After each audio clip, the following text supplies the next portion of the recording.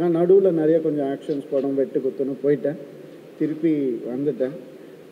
அப்போலாம் உடனே ஒன்று தான் கேட்பார் ஜீவனா, டேய் படம் பண்ணுறா அதுக்கு தாண்டா வந்த அப்படின்னாரு. நீ பாட்டுக்கு இப்படியே சுற்றிக்கிட்டு இருப்பியாடா, வயசு போயிருடா, திடீர்னு திரும்பி பார்த்தா வயசு இருக்காதுடான்னுவார்.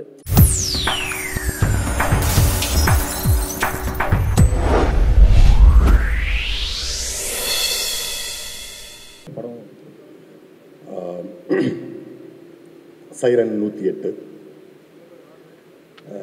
என்னுடைய அன்பு சகோதரர் ரவியோட நான் 3வது படம் சேர்ந்து நடிக்கிறேன். அது எனக்கு ஒரு மிக பெருமையான விஷயம்.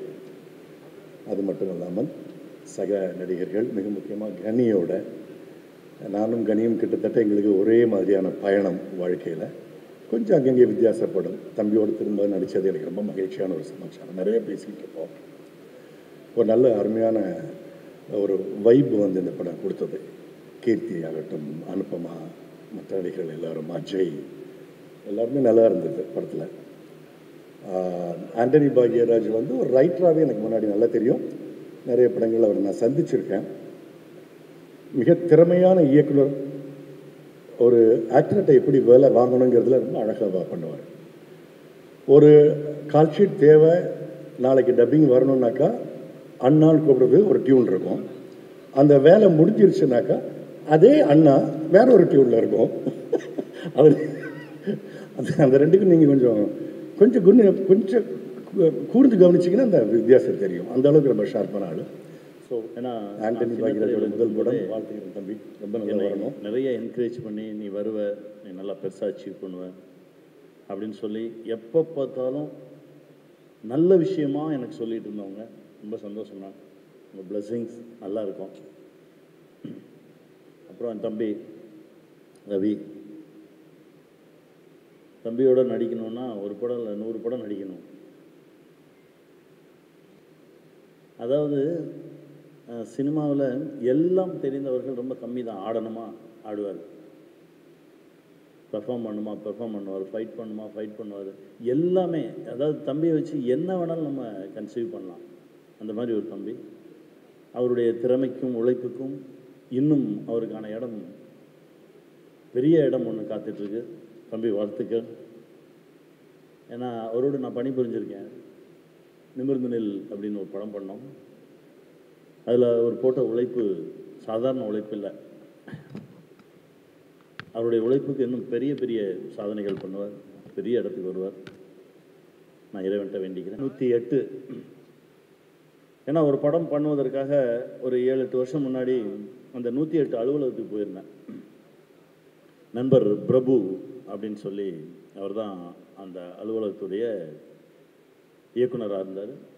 அங்கே போயிருக்கும்போது அந்த அலுவலகம் நல்ல, இதை விட பிரம்மாண்டமான ஒரு அலுவலகம், ஒரு பெரிய ஜோன். அதில் வந்து எங்கெல்லாம் ஆக்சிடெண்ட் நடக்குதோ அங்கேருந்து வரக்கூடிய ஃபோன் கால்ஸ் அட்டன் பண்ணுறதுக்கு ஒரு பெரிய ஒரு டீம். இந்த பக்கம் மரணித்தவர்களை எடுத்துகிட்டு போகிறதுக்காக இலவச ஆம்புலன்ஸுக்காக ஒரு டீம். இன்னொரு பக்கம் ஒரு பெரிய டீம் உட்காந்துருந்து அவங்க வந்து சைக்காலஜி படித்தவங்க. அவங்க எப்படின்னா, இந்த தற்கொலை பண்ணிக்க போகிறேன், இது பண்ணிக்க போகிறேன், என் குடும்பத்தில் எனக்கு பிடிக்கவே இல்லை, இவங்களுக்கு கவுன்சிலிங் கொடுக்குறதுக்காக ஒரு டீம். ஆல்மோஸ்ட் ஒரு 2 நாட்கள் அவர்களோடு பயணப்பட்டது மறக்கவே முடியாது. எதிரியாக இருந்தாலும் சரி, நண்பனாக இருந்தாலும் சரி, நமக்கு துரோகமே பண்ணியிருப்பான், ஆனால் நம்ம வண்டியில் ஏறிட்டான், அவனை காப்பாற்றணும் அப்படின்ற ஒரே ஒரு நோக்கத்தோடு செயல்பட்டு இருக்கக்கூடிய இந்த ஆம்புலன்ஸ் ஓட்டுநர்கள் ஒவ்வொருவருக்கும் இந்த படம் ஒரு மிகப்பெரிய சமர்ப்பணமாக இருக்கும். இந்த படம் மிகப்பெரிய வெற்றி பெறும். அதுக்கு நான் இறைவன்கிட்ட பிரார்த்தனை பண்ணிக்கிறேன். நன்றி, வாழ்த்துக்கள். இந்த வருஷம் எனக்கு ரொம்ப அழகாக தொடங்குச்சு வித் கேப்டன் மில்லர் அண்ட் மிஷன். 2 படமே நல்லா போச்சு. ஸோ 3வது படமாக சைரன் இந்த வருஷம் எனக்கு ரிலீஸ் ஆகுது. அது அப்படியே அந்த ஃப்ளோவில் தொடரும்னு நான் நம்புகிறேன். பியூட்டிஃபுல் சாங்ஸ், ஒரு மெலடிஸ். இப்போ என்னுடைய சில நல்ல மெலடி சாங்ஸ்லாம் சில பேருக்கு பிடிக்கும். சில படங்களில் பண்ணியிருப்பேன், மத்ராசப்பட்டினம் மாதிரி. அந்த மாதிரி சாங்ஸ் வேணும் அப்படின்னு ப்ரொடியூசர் ரொம்ப ஸ்பெசிஃபிக்காக கேட்டாங்க. ஸோ அதனால் வந்து அந்த ஸ்பேஸில், ஒரு மெலடி ஸ்பேஸில் ஃபிலிமுடைய பேஸை வந்து ஸ்பாயில் பண்ணாமல் நம்ம வந்து ஒரு டெலிவர் பண்ணியிருக்கோம் இந்த ஃபிலிமில். ஸோ நீங்கள் கேட்டுட்டு சொல்லுங்கள். 2 சாங் ரிலீஸ் ஆகிருக்குது, நீங்கள் கேட்டு எப்படி இருக்குன்னு சொல்லுங்கள். And thank you. என்னோடய ஃபஸ்ட்டு படம் சைரன் அஸ் அ டைரக்டராக இந்த ப்ரெஸ் மீட் நடக்கிறது வந்து ரொம்ப மெமரபுளான ஒரு டே. எனக்கு மட்டும் இல்லை, யாரெல்லாம் அசிஸ்டன்ட் டைரக்டராக இருக்காங்களோ, ரைட்டர்ஸாக இருக்காங்களோ, ஃபில்ம் மேக்கராக மாறணும்னு நினைக்கிறவங்களுக்குலாம் இந்த டே வந்து ஒரு ட்ரீம் மாதிரி. ஸோ என் முன்னாடியே என் ட்ரீம் நான் பார்க்குறேன் அப்படின்ற மாதிரி என் மூமெண்ட் இது.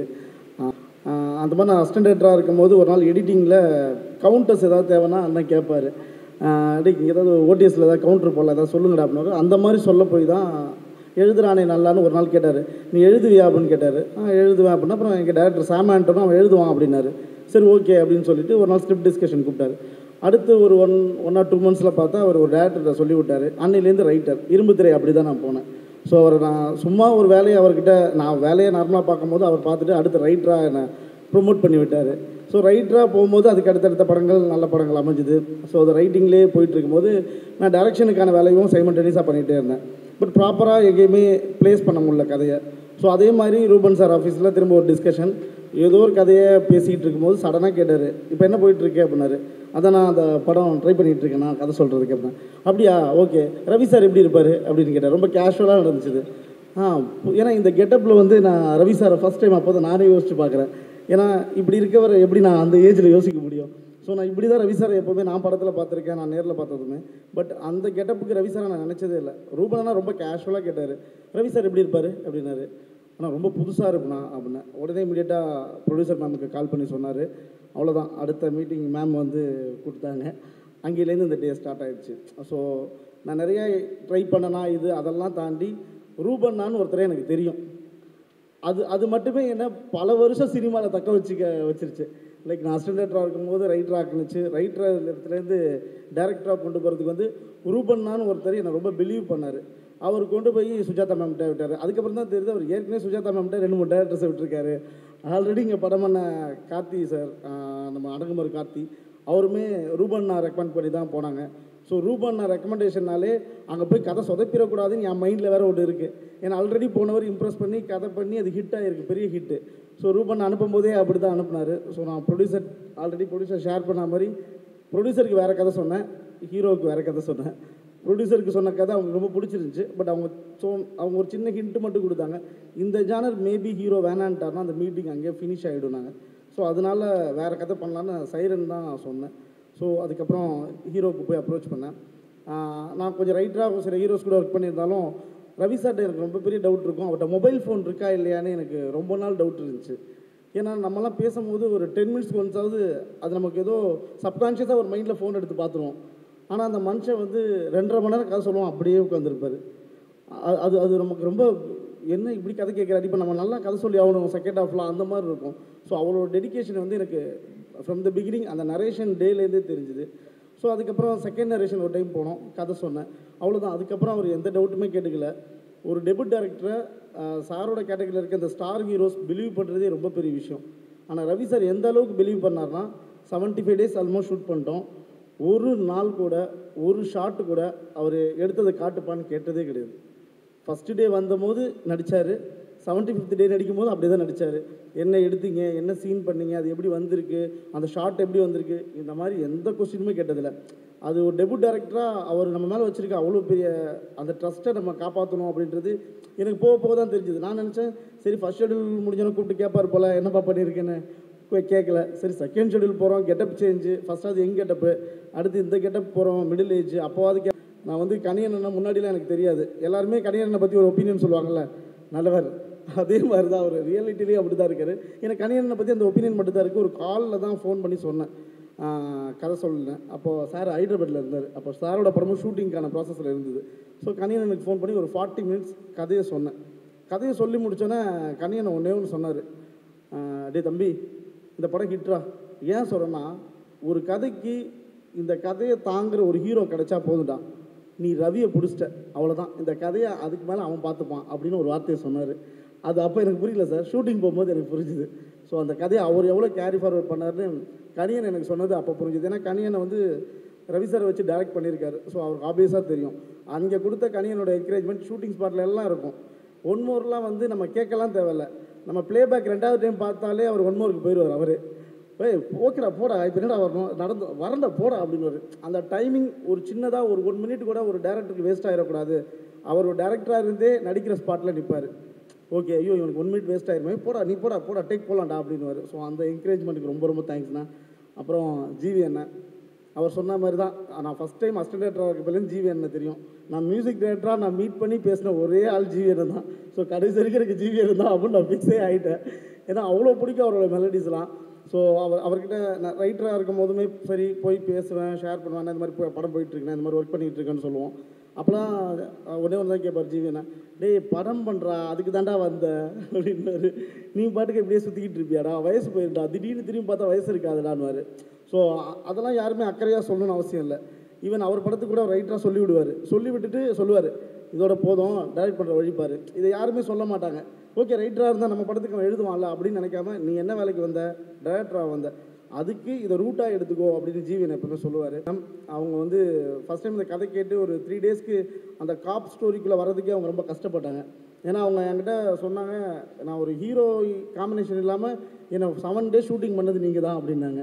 ஸோ அவங்க அந்த மாதிரி யோசிச்சாங்க. ஸோ அவங்களுக்கு ரொம்ப வர்றதுக்கு கொஞ்சம் லேட் ஆச்சு. ஒரு 3 டேஸில் அவங்க பிடிச்சிட்டாங்க.